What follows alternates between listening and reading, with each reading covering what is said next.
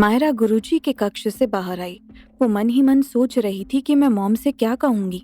यहाँ सुनैना को भी ये अंदाजा लग चुका था कि अब मायरा ये जान चुकी है कि उससे उसकी तबीयत के बारे में पता है। सुनैना को बस यही बुरा लग रहा था कि मायरा का इलाज शुरू नहीं हो पाया। मायरा तेजी से आश्रम से बाहर निकलती जा रही थी। जमुना, सुनैना और संगीता मायरा के पीछे पीछे आ रहे थे। मायरा ने फिलहाल बचने के लिए सुनैना से ये कह तो दिया था कि वो थोड़ी देर उसके साथ बाहर चले। वो सब समझा देगी, पर मायरा को सचमुच कुछ समझ नहीं आ रहा था कि वो सुनैना से क्या कहे। बस वो चले ही जा रही थी। तभी मायरा को ऐसा समझ आ रहा था कि सुनैना को भी सब शनाया ने ही बताया है। मायरा आश्रम के बाहर जाकर गाड़ी के पास खड़ी हो गई और बोली, मॉम, क्या आप शनाया की बात का भरोसा कर रही हैं? आपको तो पता ही है कि शनाया को बस मौका चाहिए। मैं बीमार नहीं हूँ, मुझे कुछ नहीं हुआ है, मैं बिल्कुल ठीक हूँ और आपको परेशान होने की कोई ज़रूरत नहीं है। सुनैना ने मायरा को समझाते हुए कहा, बेटा, मैं सिर्फ शनाया की बात मानकर ही ऐसा नहीं कर रही हूँ। वो वीडियो मैंने खुद भी देखा था और उस वीडियो में कोई भी नहीं दिख रहा था। तुम अकेले ही बात कर रही थी और उसे देखकर मैं परेशान थी कि मुझे जमुना जीजी ने गुरुजी के उपचार के बारे में बताया, इसीलिए मैं तुम्हें यहाँ लेकर आ गई। जमुना और संगीता दोनों चुपचाप खड़े ये सब सुन रहे थे कि तभी जमुना बीच में टोकते हुए बोली, और जा कोई बड़ी बात ना है, गुरुजी बहुत अच्छा उपचार करते हैं। थोड़ी दिक्कत संगीता ने भी हो गई थी, पर देखा जा बिल्कुल ठीक है, तू भी ठीक हो जावेगी। मायरा का धैर्य जवाब दे रहा था। उसने थोड़ा चिढ़ते हुए कहा, पर बुआ जी, वही तो मैं समझाने की कोशिश कर रही हूँ कि मैं बीमार नहीं हूँ, मैं बिल्कुल ठीक हूँ, मुझे किसी उपचार की जरूरत नहीं है और आप लोग समझ ही नहीं रहे हो। तभी मायरा ने सुनैना से पूछा, मॉम, क्या डैड को भी इस बारे में पता है? सुनैना ने जल्दी से जवाब दिया, नहीं बेटा, उन्हें कुछ भी नहीं पता है, मैंने उन्हें कुछ नहीं बताया। मायरा को समझ नहीं आ रहा था कि वो कैसे स्थिति से बाहर निकले। एक गहरी सांस लेते हुए मायरा बोली, मैं अभी बस इतना ही कहूंगी मॉम, ये सब शनाया की हर बार की तरह ही कोई चाल है। इसीलिए उसने जानबूझकर मुझे मेंटली डिस्टर्ब साबित करने के लिए ये वीडियो बनाया है। बाकी सारा सच मैं आपको सही समय आने पर ज़रूर बताऊंगी। और ये कहकर मायरा कार के अंदर बैठ गई। सुनैना मायरा से बहुत कुछ पूछना चाहती थी, पर उसे परेशान देखकर उसने भी कुछ नहीं कहा और गाड़ी में आकर बैठ गई। बस मन ही मन सोचने लगी कि ऐसी क्या बात है जो मायरा मुझे अभी नहीं बता सकती। सभी लोग गाड़ी में बैठ गए और घर की ओर चल दिए। मायरा मन ही मन सोच रही थी, ये संगीता को क्या हुआ था? इसका कैसा इलाज किया था गुरुजी ने? वो संगीता से पूछना चाहती थी, पर अभी उसे किसी से बात करने का मन नहीं था। अब वो यहाँ शादी तक भी नहीं रुकना चाहती थी। इधर पॉली ने अपने दूर के भाई कुल्लू को फोन किया और उसे मायरा और शनाया के बारे में बताया और उन पर नजर रखने और मंगल के बारे में पता करने का काम दे दिया। कुल्लू ने भी खुशी खुशी उसका ये प्रस्ताव मान लिया। पॉली ने उसे जल्द से जल्द काम शुरू करने के लिए कहा। शनाया मंगल के कैबिन में बैठी थी। दोनों एक दूसरे से बातें कर रहे थे। शनाया मंगल के बारे में जानने की कोशिश कर रही थी। मंगल बस उसकी बातों का जवाब दे रहा था और उसे शनाया की बातों से अब तक के अंदाजा हो चुका था कि शनाया उसमें दिलचस्पी ले रही थी। दोनों को बैठे हुए थोड़ा समय हो चुका था। तभी कंपनी का एक कर्मचारी कैबिन में आया और बोला, सर, कुछ कर्मचारी आपसे मिलना चाहते हैं, उन्हें आपसे काम के सिलसिले में बात करनी है। मंगल ने कहा, ठीक है, तुम चलो, मैं आता हूँ।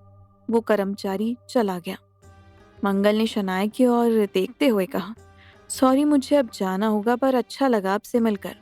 शनाया मंगल के साथ और रुकना चाहती थी, पर वो कुछ नहीं कर सकती थी।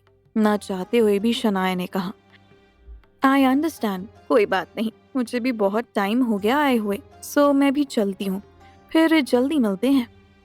तभी शनाया को याद आया और उसने कहा, आप शादी में आ रहे हैं ना? आइएगा पक्का। मंगल ने मुस्कुराते हुए कहा, मैं पूरी कोशिश करूंगा। और दोनों कैबिन से बाहर आ गए।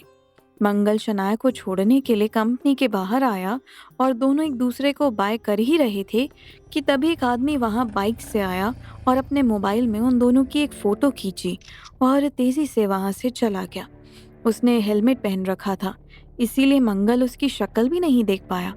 मंगल ने उसको आवाज़ दी पर वो तब तक आगे निकल चुका था। मंगल और शनाया को ये बहुत अजीब लगा। दोनों ये देख हैरान थे। मंगल बोला, ये कौन हो सकता है जिसने हमारी इस तरीके से फ़ोटो खींची और तेज़ी से भाग गया? शनाया ने भी कहा, मुझे भी कुछ आइडिया नहीं है और मैं तो यहाँ नहीं हूँ। मुझे तो कोई यहाँ जानता भी नहीं। भला मेरी पिक्चर कोई क्यों लेगा? मंगल ने भी कहा, हाँ मैं भी यहाँ काम के सिलसिले में आता जाता रहता हूँ, पर मेरी यहाँ ना किसी से दोस्ती है और ना ही दुश्मनी। खैर जो भी हो, आपको भी अब चलना चाहिए और मुझे भी काम है। ऐसा कहकर मंगल कंपनी में चला गया और शनाया घर वापस आ गई।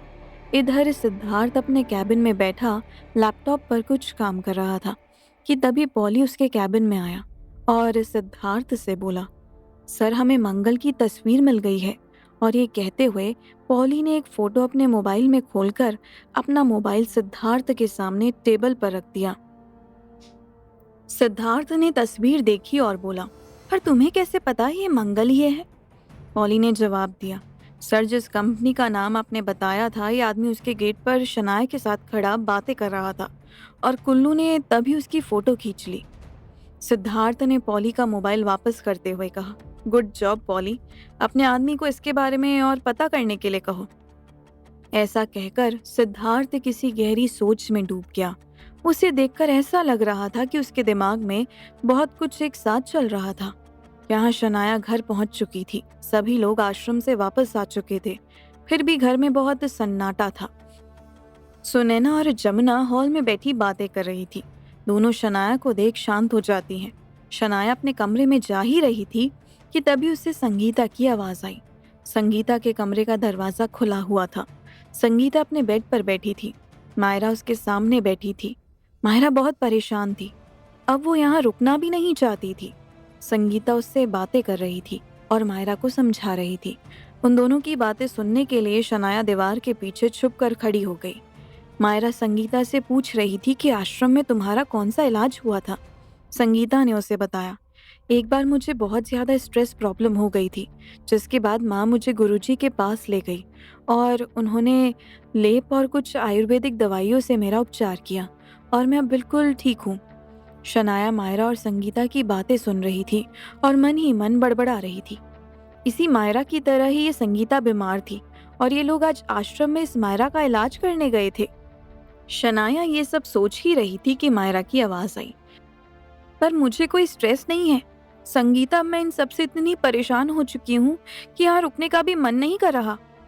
संगीता ने मायरा के और करीब आते हुए उसके कंधे पर हाथ रखकर कहा, मुझे पता है मायरा, पर वो वीडियो मैंने भी देखा है। उस शनाया ने वो वीडियो मुझे भी दिखाया था। उसमें तुम अकेले किससे बात कर रही हो? वीडियो में तो कोई नजर नहीं आ रहा। मायरा हैरानी से संगीता की ओर देखते हुए बोली, क्या कह रही हो संगीता? वो वीडियो शनाया ने तुम्हें भी दिखाया था? संगीता ने जवाब दिया, हाँ मायरा, वो हम दोनों की दोस्ती से जलती है, इसीलिए मेरी नज़रों में तुम्हें मेंटली डिस्टर्ब साबित करना चाहती थी। पर मुझे यकीन है कि तुम बिल्कुल ठीक हो। बस उस वीडियो में तुम्हें अकेले बात करते देखकर मुझे थोड़ा अजीब ज़रूर लगा था। ऐसा कहते हुए संगीता मायरा की ओर ऐसे देख रही थी जैसे वो चाहती थी कि मायरा उसे बताए उस वीडियो का सच क्या है। मायरा ने संगीता की आंखों में देखते हुए कहा, थैंक यू संगीता, एक तुम ही हो जो इस वक्त मेरी बात को समझ रही हो, पर मैं अभी तुम्हें सब कुछ सच नहीं बता सकती। वादा करती हूँ समय आने पर मैं तुम्हें सब कुछ ज़रूर बताऊंगी। संगीता ने मायरा को गले लगाया और कहा, तुम्हें जब ठीक लगे बता देना, मैं तुम्हारे साथ हूँ और शादी तक तो तुम्हें यहाँ रुकना ही है। और हाँ, देवेंद्र ने भी कल मिलने के लिए कहा है। मायरा मुस्कुराते हुए बोली, अरे वाह। यहाँ शनाया इन दोनों की बातें सुनकर अंदर ही अंदर जल भुन रही थी। वो सोच रही थी कितना भी कुछ कर लो ये दोनों एक हो ही जाती हैं। इस संगीता ने भी बता दिया कि मैंने इसे वीडियो दिखाया था। इनका कुछ करना पड़ेगा, ये देवेंद्र ही अब मेरे काम आएगा। ऐसा कहकर अपना पैर पटकते हुए शनाया अपने कमरे में चली गई। यहाँ जमुना और सुनैना बातें कर रही थी। सुनैना बहुत परेशान थी। वो जमुना से कह रही थी, मुझे कुछ समझ नहीं आ रहा जीजी, मैं क्या करूं? मेरे बिना बताए यूं गुरुजी के पास उपचार के लिए ले जाने से मायरा भी गुस्सा है और अब तो ये भी नहीं पता कि उसे सचमुच ज़रूरत भी है या नहीं। मैंने महेंद्र को भी कुछ नहीं बताया है। कहीं मायरा ने उन्हें ये बताया तो उन्हें भी ये बुरा लगेगा कि मैंने उनसे ये बात छुपाई। जमुना उसे समझाते हुए बोली, कुछ ना होगा भाभी, तुम बिल्कुल परेशान ना हो। मायरा थोड़ी देर में अपने आप शांत हो जाएगी और वो महेंद्र ने कुछ नहीं बतावेगी। मने पूरा यकीन है। सुनैना दोनों हाथों को जोड़कर माथे पर लगाते हुए बोली, भगवान करे ऐसा ही हो। हाँ हाँ, ऐसा ही होगा। मैं चलती हूँ, मने शादी के बहुत सारे काम हैं, आप आराम करो। बोलते हुए जमुना वहां से चली गई। इधर सिद्धार्थ ने मायरा का हालचाल जानने के लिए शनाया को फोन किया।